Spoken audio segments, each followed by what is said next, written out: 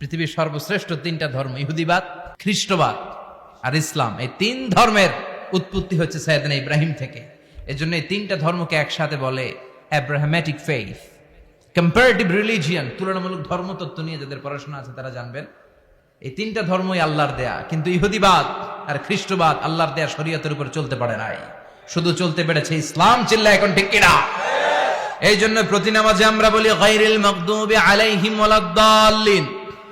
ও আল্লাহ, যারা মাগদুব মানে ইহুদিরা, তাদের পথে আমরা হাঁটতে চাই না। আবার যারা দল্লিন পথভ্রষ্ট খ্রিস্টানদের পথেও আমরা হাঁটতে চাই না। আমরা হাঁটতে চাই ইসলামের পথে, ঠিক কিনা? আমরা যদি হাঁটতে যেয়ে পথ ভুলে যাই, পথ দেখিয়ে দেয় কে? আমি যদি কোনোদিন পথ ভুলে যাই, হাতছানি দিয়ে কাছে নিও। সাইয়েদনা ইব্রাহিম বললেন, আল্লাহ, আমি আর আমার পোলা ছাড়া কেউ নাই। কেউ আছে? মানুষ নাই, আপনারা কেউ নাই, আমি কার সামনে আযান দেব? আমি কার সামনে ঘোষণা দেব? আল্লাহ, মানুষ নাই, প্রাণী নাই, পাখি নাই, দৃশ্যমান কিছু নাই, কোথায় আমি ঘোষণা দেব? আল্লাহ বললেন, দাঁড়াও, দাঁড়িয়ে তুমি আযান দাও, ঘোষণা দাও। তোমার এই আযানের আওয়াজটা গোটা বিশ্বের সব মানুষের কানের ভেতরে আমি আল্লাহ পৌঁছে দেব।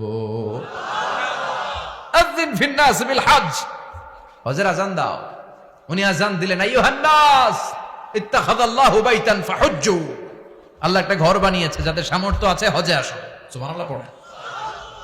তৎকালীন সময়ে গোটা বিশ্বে যারা ছিল সবার কানের ভেতরে এই ঘোষণাটা, মানে এই আযানটা পৌঁছে দিয়েছে কে? আমরা তখন ছিলাম পৃথিবীতে? কই ছিলাম? ফি আলামিল আরওয়াহ, রূহের জগতে। রূহের জগতেও আল্লাহ তাআলা আমাদের কানে পৌঁছে দিয়েছে।